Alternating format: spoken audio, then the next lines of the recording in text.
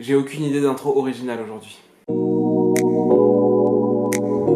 Bon, aujourd'hui on se retrouve pour une vidéo tag, parce que déjà je n'ai rien à vous présenter niveau livre, parce que j'ai plein de lectures en cours, mais rien de spécialement terminé. Et aussi parce que la semaine dernière, il y a Paper Palace qui a sorti un tag qui s'appelait donc Problème de lecteur, que j'ai trouvé très très drôle et que je me suis dit...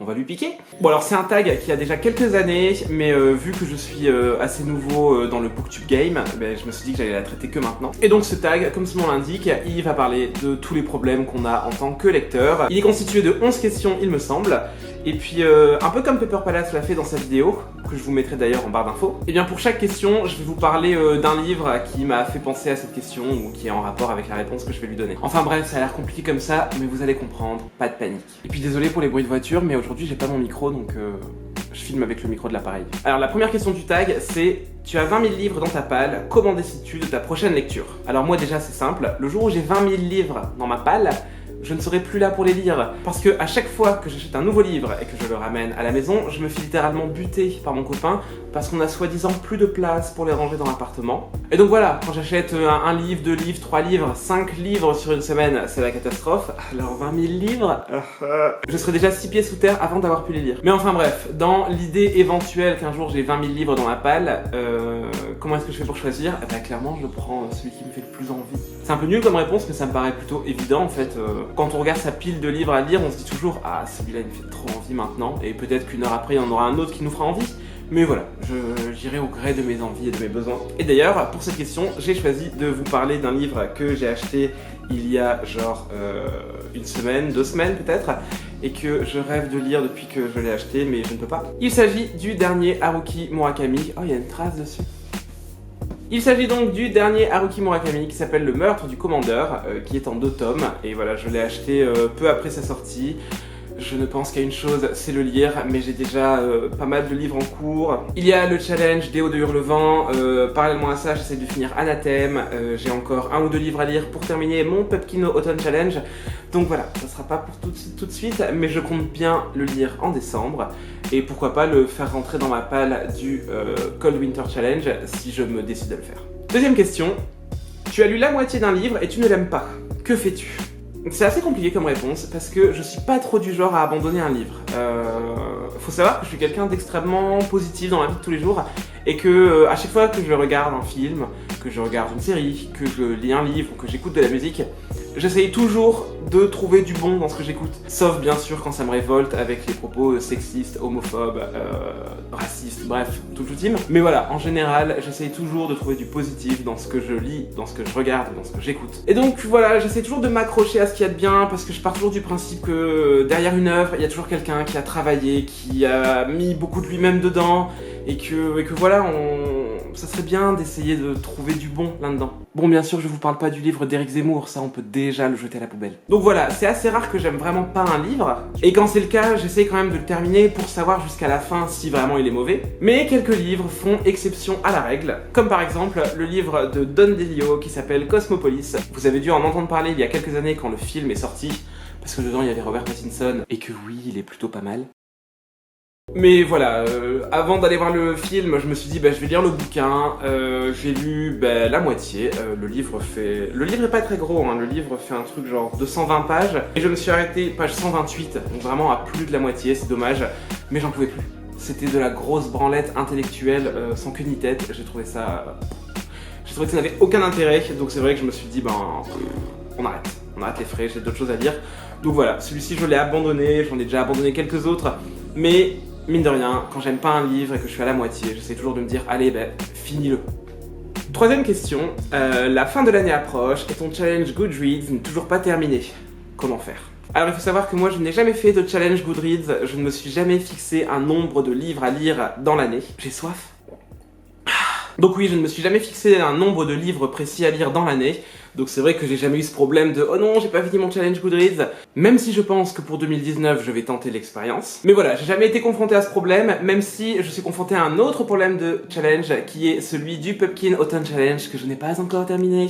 Et ouais, je suis un peu dans le caca, c'est pas très sérieux, mais serait pas facile en fait de s'y tenir. Donc pour cette question, je vais vous parler du prochain livre que je dois lire si je veux quand même valider un minimum mon Pumpkin Autumn Challenge, et c'est Sorcellerie de Terry Pratchett, qui est dans ma palle depuis beaucoup trop longtemps, et que je rêve de lire, genre tous les jours il m'appelle, il me dit allez viens, lis-moi.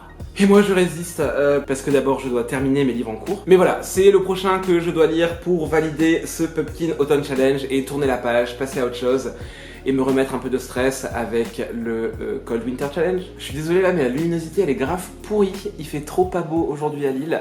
Je vais ouvrir grand les rideaux en espérant que ça aille mieux. Prochaine question, les couvertures d'une saga que tu aimes sont dépareillées. Comment fais-tu pour dormir la nuit? Bien clairement, je dors très difficilement. Non, en vrai, je suis un peu maniaque là-dessus. C'est vrai que quand j'achète un livre ou un début de saga, à chaque fois je me dis allez, je vais tous les acheter dans la même collection parce que voilà, ça fait carré dans la bibliothèque, ça fait ranger, même si la mienne est en bordel. Mais ouais, c'est vrai que je le vis assez mal quand j'ai un livre qui est dans une autre collection, mais bon... Vu que je travaille beaucoup sur mon côté trop matérialiste et que j'essaye de me séparer un peu de toutes ces choses, aujourd'hui je pense que ça me gênerait moins qu'il y a 2-3 ans. Donc voilà, je passe outre et je fais en sorte voilà, de combattre ce problème de matérialisme. Mais n'empêche que pour cette question, il fallait que je vous parle d'un livre que je veux tellement lire, d'une saga même que je veux tellement lire, et je compte d'ailleurs bientôt m'y mettre. Et c'est 1Q84 de Haruki Murakami, qui n'existe plus dans cette édition. Chez 10-18, ils ont décidé de le rééditer avec des illustrations, qui sont somme toute pas mal, mais c'est vrai que j'aurais bien aimé avoir toute la saga dans ce modèle-là. Bon, après, clairement, je pourrais les trouver d'occasion dans cette édition, donc c'est cool, ça me coûtera moins cher, et bah, ils sont tous pareils. Mais voilà, si je n'y arrive pas, je les achèterai en édition illustrée, ce qui est un peu dommage, mais bon... on s'en fiche. D'ailleurs, en parlant de livres dépareillés, je pense qu'on a tous les tomes 1, 2, 3, 4 de Harry Potter en poche et 5, 6, 7 en grand format. Donc, même les plus hardcore d'entre nous ont au moins une saga en dépareillé dans leur bibliothèque, j'en suis sûr et certain. Ah là là, ma chérie, cette coupe de cheveux, ça va pas du tout. Alors, prochaine question, je n'ai plus le compte en tête. Tout le monde aime un livre que tu n'aimes pas. À qui en parler? Eh bien, je n'en parle pas. Quand vraiment j'ai pas aimé un livre, je le garde pour moi et puis j'essaie de ne pas y penser parce que ça sert à rien de se focaliser sur des trucs qu'on n'a pas aimé. Sauf dans les cas où le livre me met hors de moi, comme je disais tout à l'heure, les propos sexistes, homophobes, injurieux, xénophobes, sexistes, bref, vous voyez le délire. Éric Zemmour, bonjour! Bon bah ça je peux pas les cautionner et donc j'irai toujours me battre contre ces livres-là. Mais dans l'ensemble, bon, si j'ai lu un livre que je n'ai pas aimé, j'irai peut-être voir les gens en leur disant « Super, tu m'as conseillé un livre nul, j'ai dépensé 20 balles pour rien, merci ». Mais voilà, c'est pas très grave, on va essayer d'arrêter de se focaliser sur les trucs qu'on n'a pas aimé et plutôt penser à tout ce qu'on aime dans la vie, c'est quand même plus... c'est mieux. Plus sympa. Mais n'empêche que pour cette question, il fallait que je vous parle d'une déception, mais totale. Il s'agit de U4 Jules de Carole Trébor. Alors je sais pas si vous connaissez U4, c'est ou U4. C'est une saga en 4 tomes. Enfin, il me semble qu'il y en a un 5e, mais qui est un peu à part. Où on va suivre en fait 4 adolescents, alors que le monde est en plein déclin. Il me semble qu'il y a un genre de virus qui a tué tous les adultes sur Terre. Et les adolescents sont porteurs d'un truc qui fait qu'ils sont immunisés. Donc la Terre se retrouve peuplée d'adolescents qui luttent pour leur survie. On va en suivre 4, donc un adolescent par œuvre, qui vont chacun faire leur petit bout de chemin en croisant des autres gens. Et donc le principe de la saga, c'est qu'on peut la lire dans le désordre, parce que de toute manière il n'y a pas d'ordre établi. Et voilà, on peut lire chaque personnage indépendamment. Et apparemment c'est hyper sympa de lire les 4 parce que bah, tous les personnages se croisent et ils ont chacun un destin différent. Moi ça m'intéressait bof, mais en fait il y a tellement de gens qui m'en ont parlé en mode ah là là c'est trop génial comme ça, c'est vraiment trop génial, faut trop que tu la lises. Et vraiment beaucoup de gens m'en parlaient. À l'époque j'étais dans un club de lecture et tout le monde en parlait, ils étaient tous en admiration, bref, truc trop cool. Et je suis allée au salon du livre de Montreuil il y a quelques années déjà. Et en fait les 4 auteurs et autrices étaient présents et donc j'en ai pris un au hasard. J'ai pris Jules, je me suis dit ah vas-y j'aime bien sa tête. Go. Et il y avait l'autrice, donc Carole Trébor. Entre nous, je l'ai trouvée un peu désagréable. Et donc je me suis dit, ah bah c'est cool, je vais lui demander de me dédicacer le bouquin. Donc trop cool. Et je suis rentrée chez moi, je l'ai commencé. Et là, la déception. Genre, j'ai lu que la moitié du livre. Et non. En fait, non. J'ai trouvé ça plat. Les personnages, vraiment pas bons. L'intrigue en elle-même, pas crédible une seule seconde, enfin, hyper mauvais. Par contre, je vois que j'avais mis un super joli marque-page qui vient du musée Ghibli de Tokyo. je vais le récupérer pour un autre livre. Donc ouais, non, U4, non, et tous ces gens qui me l'ont conseillé en me disant que c'était vraiment trop cool, bah non en fait. Donc voilà, je l'ai pas aimé, j'en ai pas fait tout un fromage, j'étais juste un peu deg d'avoir dépensé 17 € dedans. Mais bon, je le garde parce qu'il est dédicacé et parce que peut-être qu'un jour j'aurai envie de le lire et que je me dirai oh, mais en fait c'était trop bien, j'ai été trop bête. Je ne pense pas que ça arrivera. Prochaine question, j'ai perdu le compte, je ne sais pas du tout c'est la numéro combien. Tu es en train de lire un livre en public et tu sens que tu vas pleurer. Que faire? Eh bien, il faut savoir que je ne pleure jamais en lisant un livre. Je n'ai pleuré qu'une seule fois, et c'était il n'y a pas longtemps du tout, parce que c'était en lisant Les cieux pétrifiés de N.K. Jemisin, le dernier tome de la trilogie de la Terre fracturée. D'ailleurs, je n'ai même pas vraiment pleuré à la fin du livre, j'ai pleuré en lisant la page des remerciements. Mais voilà, c'est pas que je suis quelqu'un d'insensible, mais parfois un livre va me rendre triste, me prendre aux tripes et je vais être mal, je vais être malheureux, je vais être triste en mode horrible, mais bizarrement, je ne pleure jamais en lisant un bouquin.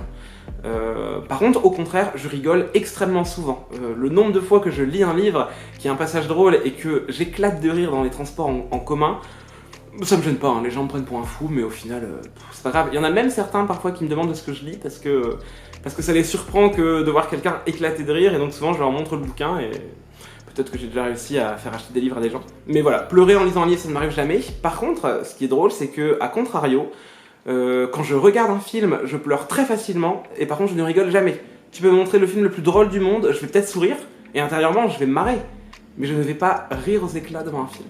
Ouais, c'est un peu bizarre. La suite d'un livre que tu aimes vient de sortir, mais tu as tout oublié. Quelle est ton astuce? Eh bien écoutez, si vous avez une astuce pour moi, je suis preneur, parce que bien souvent, je dois me refarcir le livre et le relire, et alors même si c'est un livre que j'ai aimé, c'est toujours pénible parce qu'on se dit « Ah, mais je sais tout ça, mais j'ai peur d'avoir oublié des détails, donc je le relis quand même pour tout bien comprendre dans la suite, et c'est chiant parce que c'est long, parce que ça nous fait perdre du temps et parce qu'on a envie de lire des nouvelles choses. » Donc parfois j'essaie de trouver des résumés sur internet, mais c'est assez compliqué quand même de trouver des résumés complets et spoilants avec tous les détails. Donc si vous avez un site, pas mal d'ailleurs, qui répertorie des résumés spoilants de livres, je suis preneur, parce que par exemple, j'ai très envie de lire le tome 2 de Marquer les ombres de Véronica Ross, parce que j'avais juste adoré le premier tome. Et voilà, et j'ai trop envie de lire le 2, je l'ai demandé à Noël d'ailleurs. Je dis ça parce que mon copain est dans la pièce d'à côté, donc peut-être qu'il m'entend. Et donc voilà, j'ai envie de me lancer dans le tome 2, et même si j'avais adoré le tome 1, bon, il était pas tout fin non plus, il fait un truc genre 450 pages. J'ai pas le temps de le relire, j'ai pas le temps. Donc voilà, pour cette question-là, c'est à vous de m'apporter une solution. J'espère que vous serez nombreux à me la donner et à sauver mon temps de lecteur. Tu n'aimes pas prêter tes livres, comment dis-tu non si on te le demande? Alors, il faut savoir que moi j'ai pas trop de problème avec le fait de prêter mes livres, même si je suis genre un peu trop soigneux, que j'aime pas corner mes livres, que j'aime pas les abîmer. Souvent quand on me demande un livre à prêter, je le prête. Voilà, bien souvent je mets la personne en garde, je lui dis ouais tiens, y a pas de problème, juste fais attention parce que j'aime bien quand mes livres ils sont nickel. Et bien souvent les gens me le ramènent dans un état parfait, donc y a pas de problème. Alors oui, certes des fois la couverture elle a un peu bougé, il y a la couverture qui est un peu cornée, mais bon...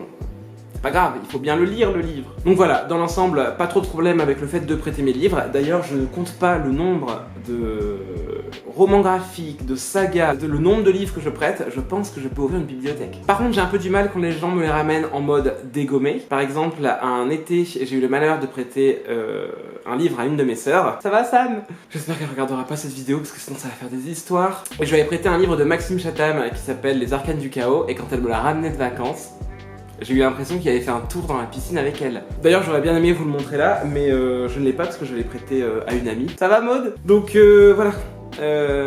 Prêter des livres, oui. Les rendre en bon état, c'est mieux. On arrive bientôt à la fin des questions. Tu as choisi et reposé 5 livres en un mois. Comment sortir de cette panne de lecture? Eh bien, je ne sais pas. Je ne sais pas parce que les pannes de lecture, c'est pas un truc qui m'arrive.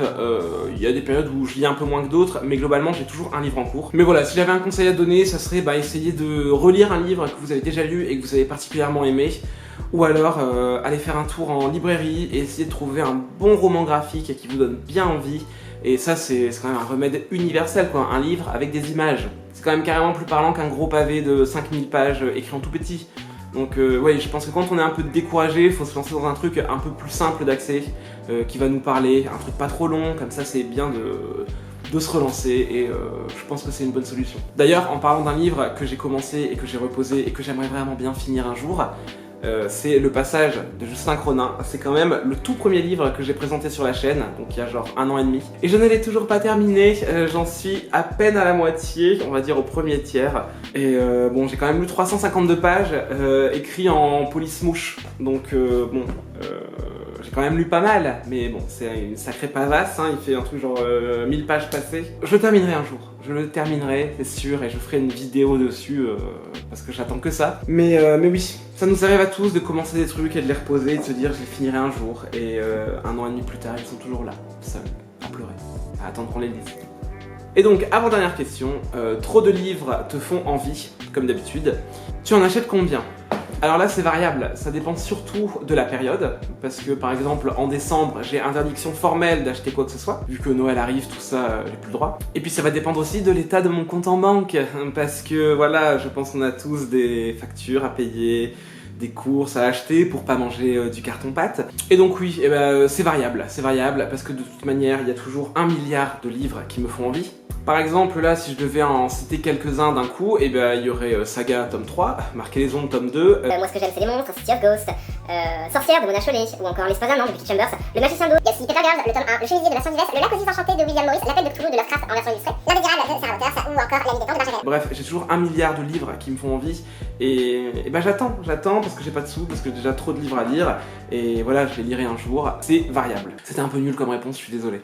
Et on va terminer par la dernière question, qui est donc, combien de temps tes livres restent-ils dans ta palle? Et bien ça aussi c'est variable, parce que parfois les livres restent quelques minutes dans ma palle, parce que je rentre chez moi, je les lis, et puis je les termine aussitôt. Et parfois j'achète des livres qui restent 2, 3, 4... 5 ans dans ma palle et que je galère à faire sortir alors qu'ils me font extrêmement envie. Et l'exemple parfait, c'est certainement le premier volume du cycle d'Oz, donc de Frank Baum, qui regroupe les 2 premiers tomes du Magicien d'Oz, qui sont illustrés par Stéphane Levallois, qui est un illustrateur de talent, je l'aime d'amour. Et ce livre, voilà, j'ai jamais lu Le Magicien d'Oz, je crève d'envie de le lire, et ce livre, je l'ai acheté en 2013, je ne l'ai pas encore lu. Et en plus de ça, pour couronner le tout, eh bien, il est dédicacé par l'illustrateur, voilà, qui m'a fait une œuvre absolument sublime dans le bouquin. Oui, bonjour, c'est beau. Et voilà, je l'ai toujours pas lu, je ne sais pas pourquoi. Certainement parce que j'ai 1 milliard d'autres livres à lire et que voilà, je sais pas faire des choix dans ma vie. Donc voilà, je le lirai certainement un jour, mais ce qui me rend triste, c'est que je ne lirai d'ailleurs certainement pas cette édition, parce que Benjamin Lacombe vient juste de sortir une nouvelle édition illustrée qui me fait crever d'envie, parce qu'elle est juste magnifique. Et voilà, vu que je suis quelqu'un de faible, je vais certainement le réclamer pour Noël, ou me l'offrir, et donc je lirai Le Magicien d'Oz, mais même pas sur ce support-là. Voilà. Ne me jugez pas trop. Bref, et voilà, c'est terminé pour ce tag. J'ai vraiment pris beaucoup de plaisir à le filmer, ça m'a fait plaisir, c'est plutôt sympa comme format de vidéo. J'espère que ça vous aura plu aussi. Merci à Paper Palace pour l'idée de la vidéo, parce que voilà, j'ai trouvé ton tag trop cool et je me suis dit que j'allais y répondre moi aussi. Je m'excuse d'avance si la vidéo dure 50 000 ans, parce que ça fait bientôt une demi-heure que je filme, le montage va être ardu. Et puis là-dessus, moi je vous souhaite une très bonne journée, n'oubliez pas de vous abonner si ça vous a plu, et puis moi je vous dis à très bientôt. Ciao.